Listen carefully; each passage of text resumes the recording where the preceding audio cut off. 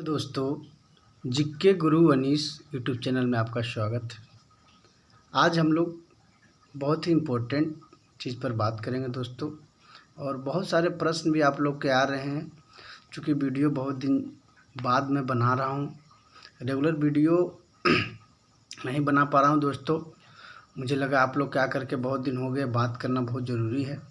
और आज हम जो अपकमिंग वैकेंसी है दोस्तों, बीएसएससी सीजीएल को लेकर के भी बहुत लोग परेशान हैं। चूँकि वैकेंसी तो अभी आया नहीं है, लेकिन कहीं ना कहीं क्वेरी रहता है कि वैकेंसी आएगा कि नहीं आएगा। और साथ में जो आपका नियर का एग्ज़ाम हो जाता है, जो 10+2 वाला है, जो कि ये रिलीज़ कर दिया गया है कि अब इसका एग्ज़ाम ऑनलाइन एग्ज़ाम होगा। तो इन सब को लेकर के हम लोग बात करेंगे दोस्तों कि आखिर क्या कर रहे हैं आप लोग, या क्या अभी करने की आवश्यकता है। और चूँकि मेन चीज़ पर अभी एग्ज़ाम टाइम में क्या होता है कि मेन चीज़ पर फोकस करना बहुत ज़रूरी होता है। जैसे कि आप लोग को पता है दोस्तों कि बीएसएससी जो आपका जो कर्मचारी चयन आयोग द्वारा इसका रिक्रूटमेंट किया जाता है, और 10+2 वाला हो और बीएसएससी सीजीएल वाला हो। सिलेबस आप लोग को पता है कि 75 क्वेश्चन जो रहता है जीके जीएस से संबंधित रहता है, जिसमें 50 क्वेश्चन जो रहता है जीके का रहता है, 25 क्वेश्चन साइंस का प्रश्न रहता है, और 50 रीजनिंग रहता है और 25 मैथ रहता है। क्योंकि आप लोग तैयारी इतना रेगुलर कर रहे हैं तो आप लोग को ये चीज़ें पता होगा। अब क्या है कि किस चीज़ पर फोकस किया जाए। तैयारी के दौरान जनरली क्या होता है कि हम लोग करते रहते हैं, कहाँ पर फोकस करना है नहीं ध्यान देना भी। अच्छा तैयारी करते हुए, अच्छा ध्यान देते हुए चीज़ों को छूट जाता है।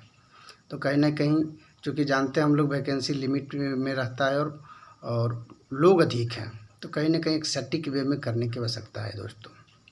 अब बात करेंगे हम लोग दोस्तों सीजीएल को लेकर के, खास करके जो बहुत लोग परेशान हैं कि वैकेंसी कब आएगा सर, बहुत ज़्यादा मैसेज करें वैकेंसी कब आएगा, वैकेंसी कब आएगा।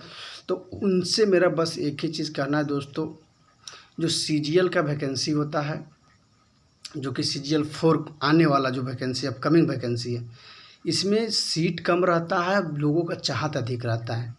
इसमें आप समझिए कि फ़ाइट कौन कौन करता है, आपको जानना बहुत ज़रूरी है चीज़ दोस्तों। इसमें आप जो जनरली जनरल का तैयारी जो कर रहे हैं, जो पूर्ण तरीके से बेरोज़गार हैं, वो तो इसमें रहते ही रहते हैं। साथ में आप देखते होंगे कि आप सुनते होंगे कि जो सचिवालय में खास करके जो पहले सहायक का पोस्ट हुआ करता था, उसका नाम परिवर्तन करके सहायक प्रशाखा पदाधिकारी कर दिया गया है।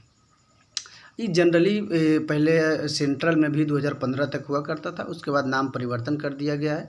उसी तर्ज पर, उसी आधार पर आपका बिहार सरकार भी, अदर स्टेट भी इसको कर चुका है। अब बिहार भी यानी कि सहायक प्रशाखा पदाधिकारी जो होता है खास करके बहुत ही एक इम्पोर्टेंट हो जाता है।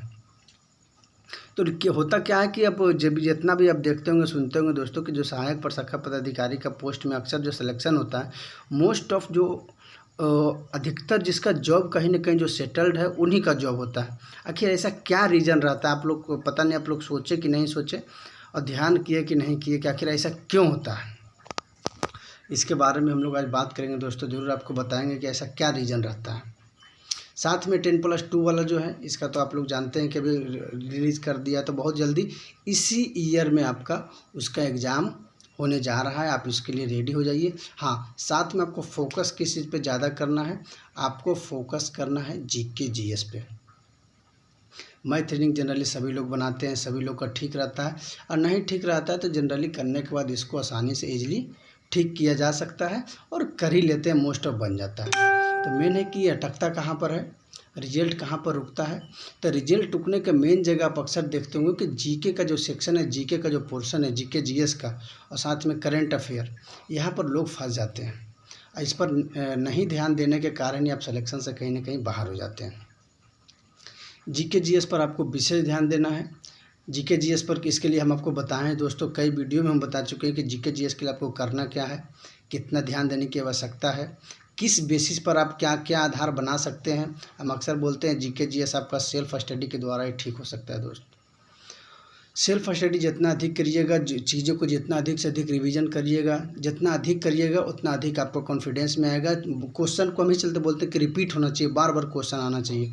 अब बाकी कौन कौन सा बुक्स होना चाहिए हम ऑलरेडी आपको आप वीडियो में जाकर के चैनल पर देख सकते हैं। हम बताए हैं कि आप किस आधार पर स्टार्ट कर सकते हैं।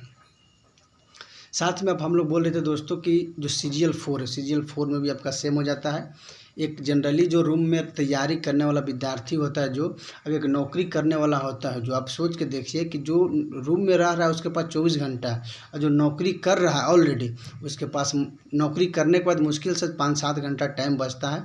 उसके बावजूद नौकरी करते हुए उसका नौकरी CGL वाला में होता है, और जो रूम पे 24 घंटा जिसके पास है उसमें उसका सिलेक्शन नहीं होता है।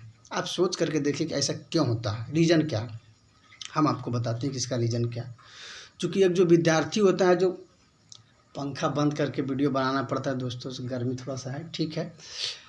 रीज़न यह है दोस्तों कि आप अक्सर देखिएगा कि जो जनरली जब हम भी तैयारी करते थे तो होता क्या है कि जो नॉर्मल विद्यार्थी जो रूम में रह के तैयारी करता है उसको रहता है कि उस सभी कुछ पढ़ता है, अंग्रेजी से लेकर के, अंग्रेजी हो गया, हिंदी हो गया, रीजनिंग हो गया, मैथ हो गया, मतलब कि जितना भी सब्जेक्ट है उस सब को कवर करता है। साथ में किसी स्टेट में भी अगर भरा होगा तो उसका कुछ अलग सिलेबस है तो उसको भी साथ में कवर कर रहा होता है, तो उसका पूरा बटा हुआ रहता है। यही कारण है कि प्रॉपरली जिस पर फोकस करना चाहिए वो नहीं होता है। यानी मान के चलिए किसी को 1 सब्जेक्ट दिया जाए, किसी को 7 सब्जेक्ट दिया जाए, तो कौन सा अच्छा होगा? जाहिर सी बात है जिसको 1 सब्जेक्ट दिया गया है वो बहुत ही अच्छा उसमें हो जाएगा। यही कारण है जो ऑलरेडी जॉब में होते हैं, लेवल 3, लेवल 4, लेवल 5 में होते हैं, वो सिर्फ मैथ रीजनिंग तो जनरली अगर सिलेक्शन वो लिया है तो वहाँ पर उसका अच्छा है ये है, वो जनरली बस एक लॉन्ग टर्म को लेकर के GK GS पर फोकस करता है, जो कि धीरे धीरे क्योंकि चूँकि इसका वैकेंसी जो आता है आफ्टर लॉन्ग टाइम आता है, तो धीरे धीरे पढ़ते पढ़ते क्या होता है उसका GK GS बहुत ही अच्छा हो जाता है। यही कारण है कि अक्सर देखिएगा कि वो लोग अपना आसानी से इसमें सिलेक्शन ले लेता है। 30 साल का, 35 साल का, 35 साल का देखिएगा जो 10 साल नौकरी कर लिया है उसके बावजूद भी इसमें आता है और सिलेक्शन लेकर के चला जाता है। रीज़न यही रहता है। आप भी कभी लोग इस पर नोटिस कर सकते हैं। जहाँ तक मेरा अनुभव रहा है, हम चीज़ों को देखे हैं। अब गलती भी हम लोग यही करते हैं जो रूम में रहते हैं। गलती क्या, जनरली कोई भी रहता है दोस्त पहले चाहता है कि पहले हमारा नौकरी होना पहले बहुत ज़रूरी है। तो मेरा आप लोग से यही एक रहेगा कि आप लोग दोस्त GK GS पर थोड़ा सा विशेष ध्यान दीजिए। बाकी मैथ रीजनिंग तो अच्छा खैर होना ही चाहिए, नॉर्मली चाहिए यार, ज़्यादा भी नहीं चाहिए कि बहुत विशेष तरीके से कोई इसका मैथ रीजनिंग होना चाहिए, बहुत अच्छा होना चाहिए, लेकिन नॉर्मल होना चाहिए। बाकी GK GS पर आप लोग विशेष करके ध्यान दीजिए दोस्तों। उसका हम तरीका बता चुके हैं कि आप रिवीजन करिए, अधिक से अधिक करिए, और GK GS का इसम के लिए टीचर पर ज़्यादा डिपेंड मत होइए, नहीं तो आप नहीं कर पाइएगा। आप खुद किताब उठाइए, लूसेंट हो गया, मैथ्स में बर्नवाल का बुक हो गया, चीज़ें हम ऑलरेडी बता चुके हैं। एडुटेरिया का एक 5000 का बुक होता है दोस्तों। हम करीब आपको इस सब से बुक से हम कहते हैं कि अब कोई भी एग्ज़ाम जनरली अभी जो हो रहा है, ये 3-4 किताब से हम आपको टोटल क्वेश्चन लड़ा देंगे, मिला देंगे एक को कर करके लगभग क्वेश्चन, मतलब 100 में है तो 100 में 90 क्वेश्चन मिल जाएगा, 95 को। तो आप यहाँ से चीज़ें कर सकते हैं बुक को लेकर के। अगर आप लोगों को लगेगा कि बुक को लेकर के फिर से बताइए तो आप लोग कमेंट करिएगा दोस्तों, ज़रूर हम एक बार फिर से बुक को लेकर के बता देंगे। और रिवीजन पर विशेष करके ध्यान दीजिए। बाकी किसी प्रकार के आपका क्वेरी है तो आप ज़रूर मैसेज करिएगा। खैर वीडियो बहुत ही लॉन्ग टाइम के बाद बना रहे हैं आज। खैर बहुत सारे दोस्त पूछ भी रहे थे कि सर आप थोड़ा बीच में आते रहिए, बताते रहिए।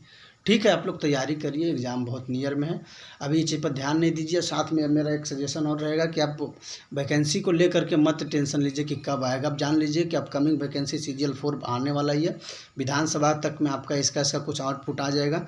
उससे पहले आप पूरी तरीके से आप रेडी हो जाइए।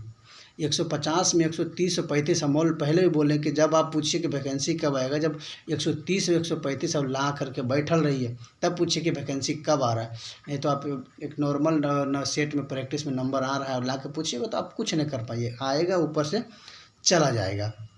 तो मेरा आपसे एक ही रहेगा कि आप थोड़ा तैयारी विशेष करके करिए।